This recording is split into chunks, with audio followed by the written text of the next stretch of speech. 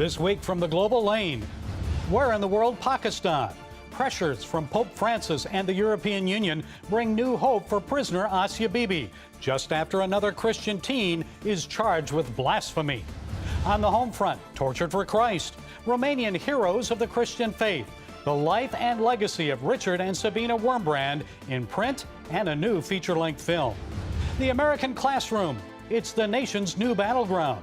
Are children being educated or indoctrinated? Made in the USA, we're no longer producing widgets.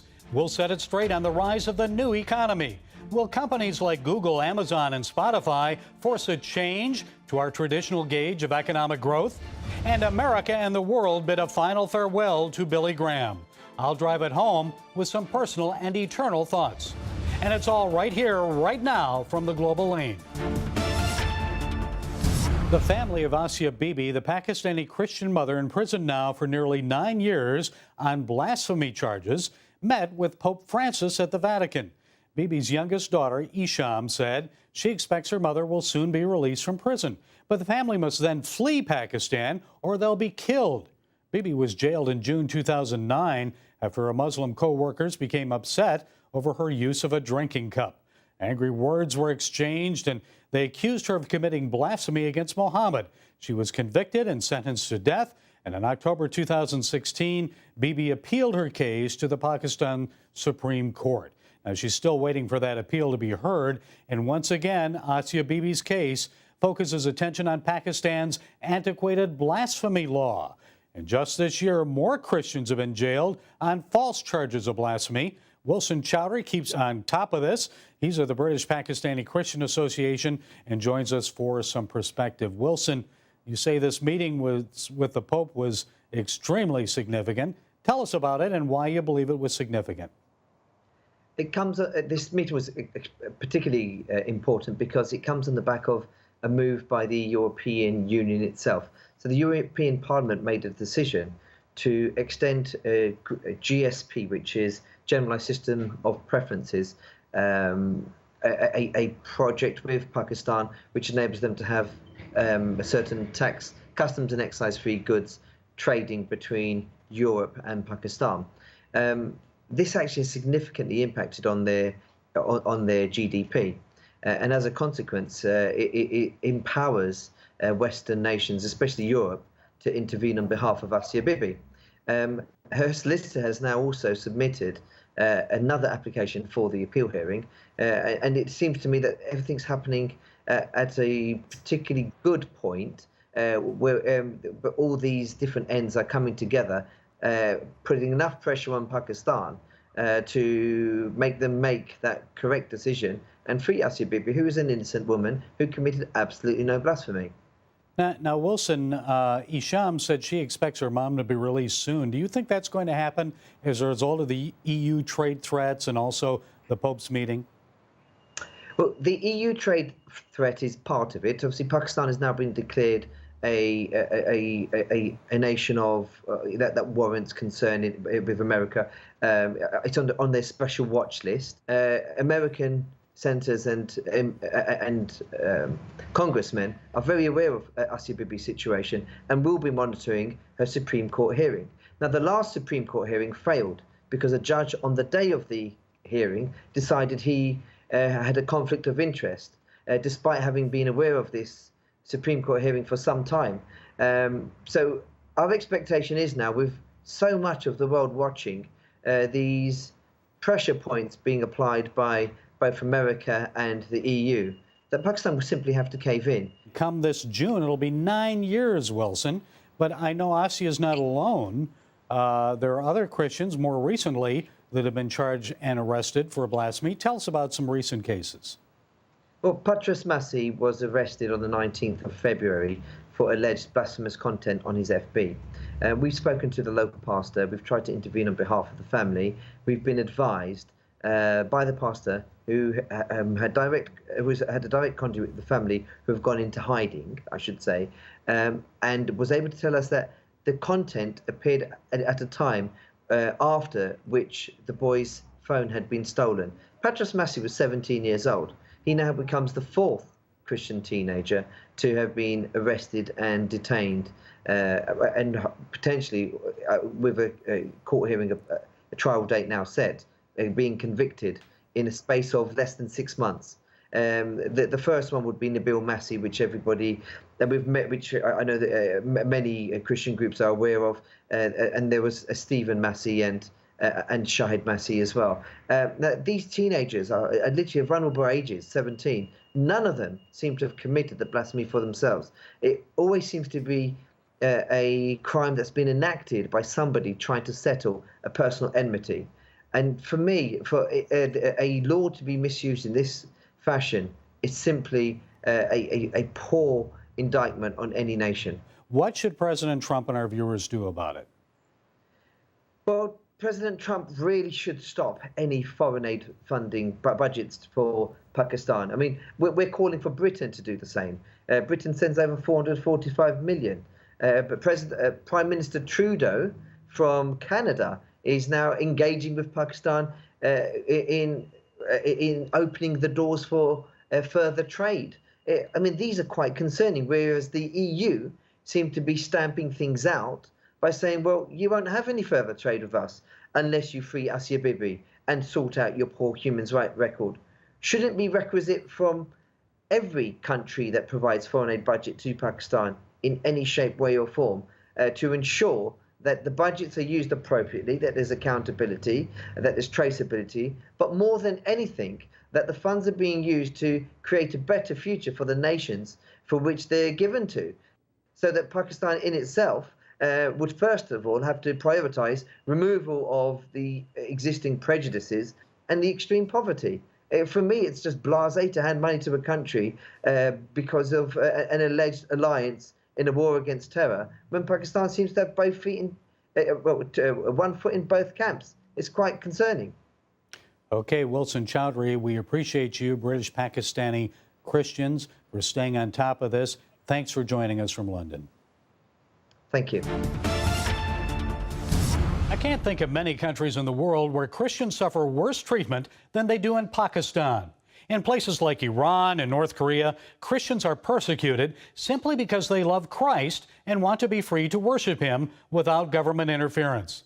The Voice of the Martyrs is dedicated to serving the persecuted church worldwide, and VOM is celebrating its 50th anniversary this year with the release of a new book and a feature-length film about its founders.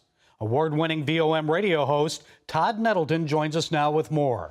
VOM has a new book out, Todd, called Wurmbrand, Tortured for Christ, The Complete Story. So how does this differ from the book Tortured for Christ, and why did you feel you needed to do it? Well, Voice of the Martyrs is in the process of celebrating our 50th anniversary as a ministry. So we're honoring the legacy of our founders, Pastor Richard and Sabina Wurmbrand.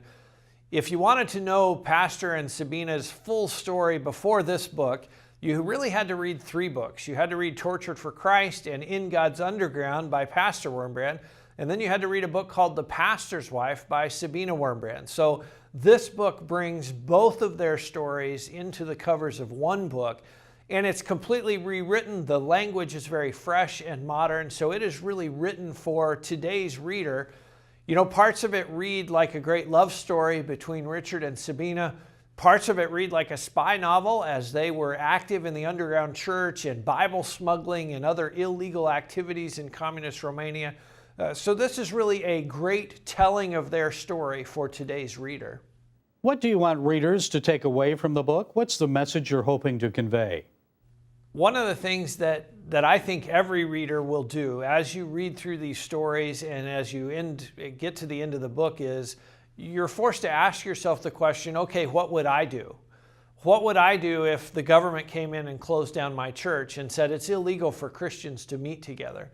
What would I do if they threw me in jail and even tortured me because I kept telling people about Jesus? Todd, I understand you also have a new full-length feature movie out about Pastor Wurmbrand. Tell us about that one. Tortured for Christ, the movie, will be in theaters on March the 5th across the country. It's a one-night only theatrical release. We're going to follow up with some screenings in churches, and then eventually later this year there will be a DVD available. This is, again, a part of our 50th anniversary celebration, honoring the legacy of Richard and Sabina Wurmbrand. The movie was filmed in Romania with Romanian actors, and it is a wonderful telling of the story. Artistically, it's very well done. But again, it's a powerful story of exemplary Christianity. People who followed Christ even when it cost them something, even when they went to prison, even when they were being tortured. And that challenges the viewer to think about, okay, what would I do in those situations? This is a first for VOM. I understand the movie was actually shot and produced in Romania. The movie was filmed in Romania, including scenes that were shot inside Jilava prison. Jilava prison is one of the prisons where Richard was held in solitary confinement. It's also a prison where Sabina spent a part of her 3 years incarcerated. And so it was very significant to be filming in the old solitary confinement wing and look down the hallways there and say, okay, one of these cells is the cell that Richard Wurmbrand was held in. The other thing about filming in Romania with Romanian actors and actresses was Richard Wurmbrand is really a national hero in Romania. And so the Romanian actors took it very personally to tell his story and to tell it well. I'm sure VOM previewed the film with some audiences. What was their reaction? You know, there hasn't been any negative reaction from anyone who has viewed the film that I'm aware of. The reaction has been overwhelmingly positive. Not only that artistically it's very well done, it is a great film. The ability of capturing the old 1930s, the old cars and trains and the set and all of that is very well done. But also it's a very powerful story. And finally, what do you want people to understand about Pastor Wurmbrand and the persecuted church and VOM? Well, one of the exciting things about having a new book and having this film is the number of people who will meet persecuted Christians for the first time through this. You know, they're not aware that persecution is going on, and they'll be confronted by this story of Pastor and Sabina. I think the thing that we want to show people is that Richard and Sabina Wurmbrand lived an exemplary form of Christianity. They served the Lord no matter the cost, no matter the price, no matter the suffering that was before them. They saw the eternal value of the kingdom of God, and they weighed everything in light of that eternal value, not in light of temporal things or suffering here on earth. That's something that inspires me. I think it will inspire every Christian who sees this film and reads this book. What does it mean to live our lives in light of eternity? Richard and Sabina examined that. They did that. They lived it out. And so we want to inspire people with their example so that Christians everywhere in the U.S. and around the world can have that same perspective, that whatever we're going through here on earth is nothing in light of eternity with Christ, in light of the glory of Christ, in light of His sacrifice to purchase us. Our measly suffering here on earth doesn't even compare to that. And so that's why we can have that joy of the Lord in spite of suffering, because we've grabbed a hold of that eternal perspective. And Richard and Sabina Wurmbrand surely exemplify that, and we want their story to inspire thousands and thousands of Christians around the world. Most people believe the purpose of school is to teach our kids reading, writing, and arithmetic. It's a place where children grow, develop, and prepare for college and career. But American classrooms today are changing. Many are now being used as platforms to discuss controversial political and social issues. Some say the classroom has become a new battleground. Are some teachers truly educating our kids, or are they indoctrinating them? How much influence do they actually have on young, innocent minds? Well, joining us is Natalia Petras, historian of contemporary American politics and culture, and she's author of the new book, Classroom Wars: Language, Sex, and the Making of Modern Political Culture.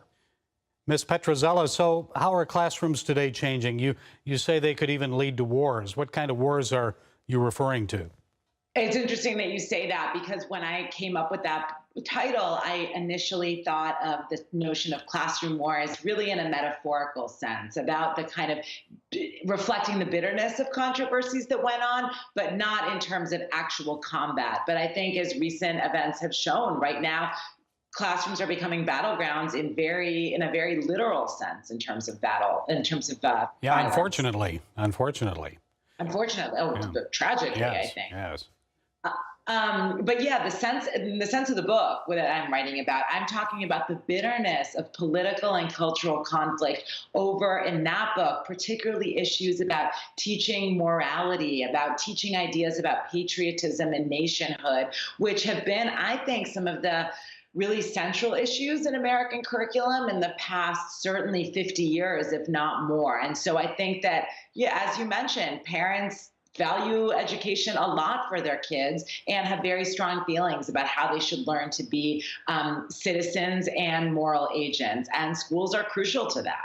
Well, it seems like in this day and age when we have mass shootings, they may teach children to go out into the streets and demand gun control, but they don't really understand the Second Amendment to the Constitution. Tell us a little bit about that. Well, I think when you say they, are you talking about teachers? Yeah, teachers and the way they teach the students.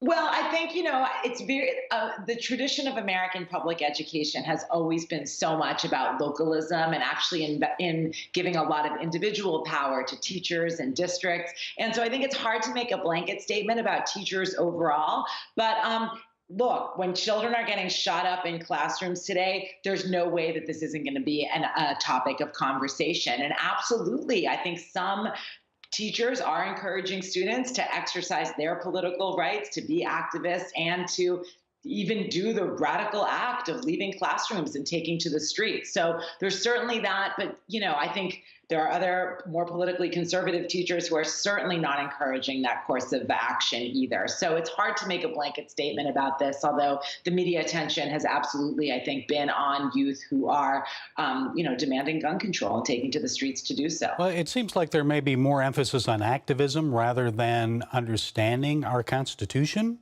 and our processes and separation of powers and so forth. Are we seeing that still being taught or not? Oh, I think so. And as a historian, I think that's crucially important. I mean, our schools should not be places where political rallies. They should be places where kids are learning about, history and our institutions. And I don't think that it's so new that schools are becoming activist spaces. I mean, in the book that I wrote, I write about in the 1960s how kids in demand of things like bilingual education and more minority hiring, they also took to the streets. They walked out of schools all over California and Texas. That's 50 years ago, actually next month. So I don't think it's such a new development, although certainly with social media, this is happening on a scale that we have not seen before. Yeah, I know when I was in high school in the 70s, early 70s, it was anti-Vietnam War. We were protesting and so forth. So I don't think it's changed that much. Maybe social media has changed it. What do you think? What is the culture now? Yeah, I think it's a good point. I think it's amplified it in a very big way. And I think that, if you think of the scale, putting children aside for the moment, but think of the scale of something like the Women's March, right after the 2016, right after the inauguration. That people say that that's the biggest protest in U.S. history. And it could never have been such if it were not for Facebook and Twitter. And I think we are absolutely seeing that today in the wake, especially most relevantly right now, of the Parkland shooting and the way that kids are organizing around that. There's no way, even with the scope of the Vietnam activism you're talking about or the stuff that I'm talking about in the late 1960s in the book, there's no way that could have happened on the same national scale that we see today, thanks to these technologies. Now, if we continue down this road, do you think there will be any public institutions in America that are free from politics and social debate? I don't think so. And I don't think it's possible. And, as a historian, if you look back to the so-called golden age when schools were not political, they actually were political. There just weren't such a diversity of voices involved in these institutions to point that out. I think it's pretty clear that as American schools, which are far from perfect, as they've become more inclusive, those voices have been pointing out, hey, what you think is not political, what you think is neutral, actually is. And I think that while that's made these schools much more contested battlegrounds, to use the word that I think we can both agree on is quite accurate, I think that that can seem like it's been a decline or things have gotten worse, but in some ways that's a result of more people coming to the table and pointing out things that have always been political or controversial. They just haven't had a chance to say so. Although the economy is improving in the United States, some economists say growth is slowing worldwide. Many believe the world is likely to avoid a global recession this year. However, world trade is only expected to grow at a rate of about 2%. Joining us with more is Hassan Massoud. He's an author, a journalist, and he teaches international science policy at Imperial College in London. His latest book is The Great Invention, the story of GDP and the making and unmaking of the modern world. Please explain to our viewers, in case they've never attended an economics class, what's gross domestic product? Gross domestic product is something that I suspect most people will have encountered at some point in their school life. It's a little bit like the things that you do at school, but you generally tend to forget, like Newton's laws in physics or calculus in mathematics. So gross domestic product is, put in its most simplest way, it's the sum of what we as households spend, what our governments spend, and what our businesses invest. And if you add those three things together, that is, in its most simplest way, gross domestic product. Well, you seem to maintain that it's rather flawed gauge or barometer. Why is that? It's a flawed gauge for a whole number of reasons. It doesn't really reflect in many countries, particularly the advanced economies like the United States or the economy of the European Union, doesn't really reflect how those economies today are set up. We don't have so many factories as we did in the 30s and 40s and right even in the 50s. A lot of that manufacturing, as you well know, as your viewers will know, has moved abroad. And so that's been replaced, particularly in the United States, by companies, the new economy companies, your Googles and Amazons and Spotifys. And GDP really struggles to value what those companies are made of because, let's face it, they don't make widgets, they don't make things, and GDP is the way it's structured. It's all about measuring things. And what is a better way of knowing if an economy is working well?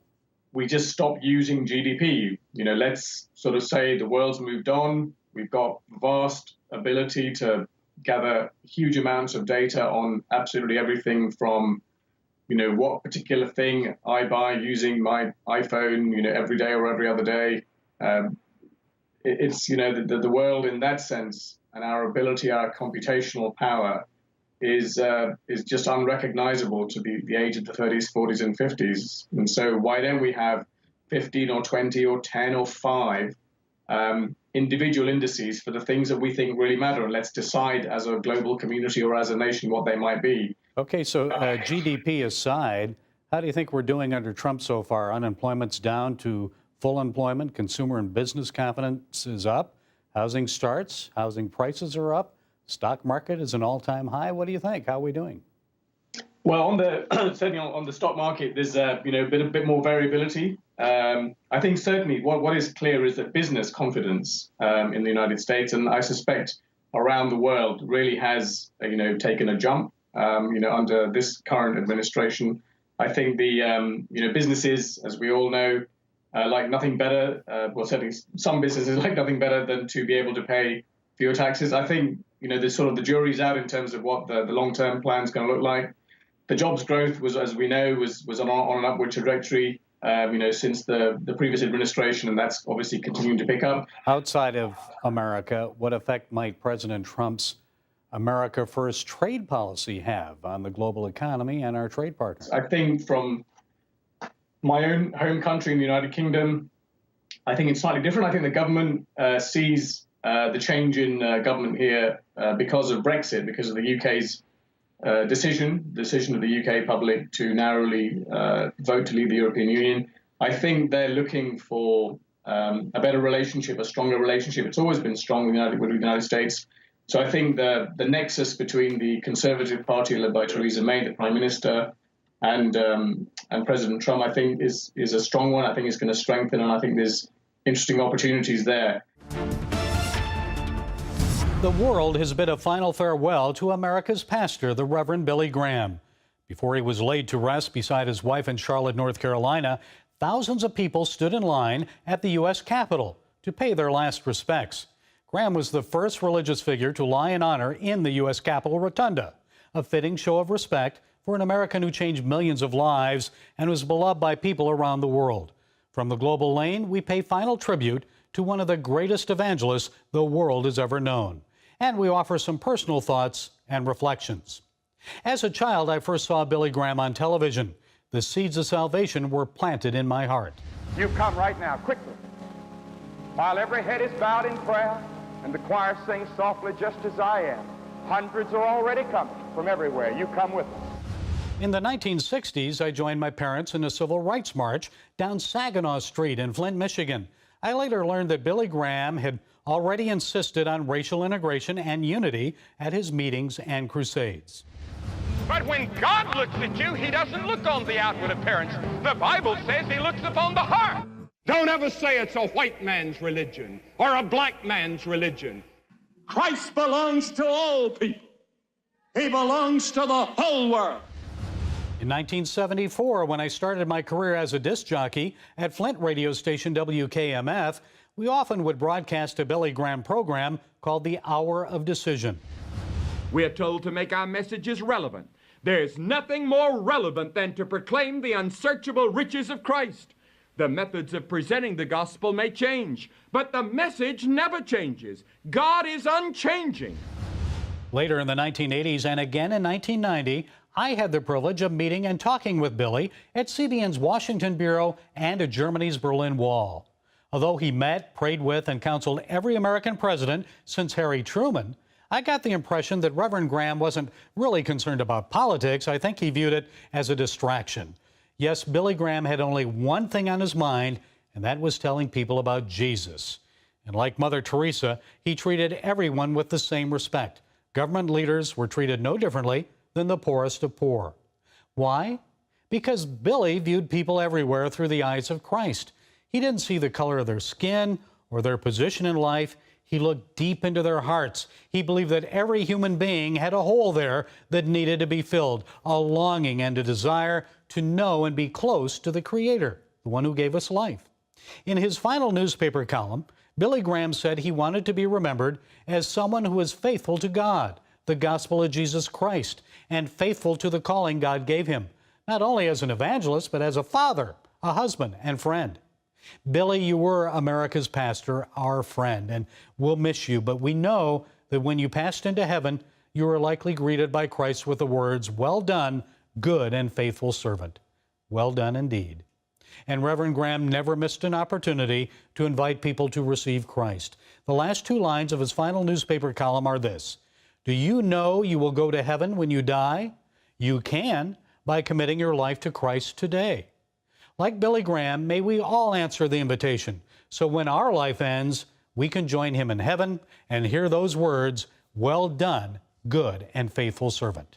Well, that's it from the Global Lane this week. Follow us on Facebook, iTunes, YouTube, SoundCloud, and Twitter.